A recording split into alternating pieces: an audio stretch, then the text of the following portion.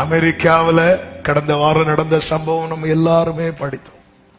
Charlie Kirk என்கிற 31 வயது வாலிபன், அதாவது அவர் இன்னொரு 10 இயர்ஸ் வாழ்ந்திருப்பார்னா, அல்லது ஒரு மேக்சிமம் 15 இயர்ஸ் கூட வாழ்ந்திருப்பார்னா, அடுத்த அமெரிக்க பிரசிடென்ட் ஆகிறதற்கான எல்லா தகுதியும் உள்ளவர்.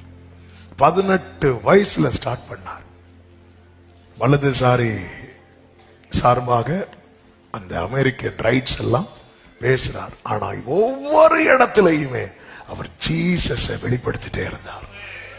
ஒவ்வொரு இடத்திலையும் அவருக்கு அவ்வளவு, அதாவது அமெரிக்க பிரசிடென்ட் அவ்வளவு close. America vice president select பண்றதுல முக்கிய பங்கு வகித்தது யாருன்னு இவர் தான் சொல்றாங்க. இவர் சொல்லிதான் கேட்டாங்க. ஆனா எல்லா இடத்திலையுமே ஜீசஸ் ஜீசஸ் ஜீசஸ் ஜீசஸ். அதனால அவரை கொன்னுட்டாங்க. ஆமே, 2 சின்ன பிள்ளைங்க.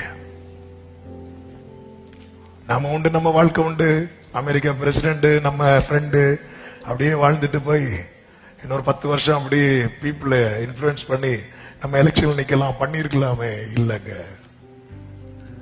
அந்த யாரும் பார்க்காத அந்த ஜாய், அந்த பிரஷியஸ் ஆன லைஃப் ஜீசஸ் கிட்ட இவர் பார்த்தார்.